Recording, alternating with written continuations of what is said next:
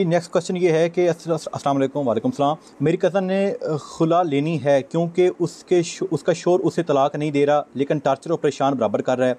ज़ेवरात, तलीम सनात और बाकी सामान भी उन्हीं के पास है जो कि नहीं दे रहे, और 2 सूबों का फ़ैसला भी है। खुला के बाद इद्दत कैसे गुजारी जाए, क्योंकि हाल ही में नौकरी मिली है। नौकरी भी नहीं छोड़ी जा सकती और इद्दत के लिए भी परेशानी है।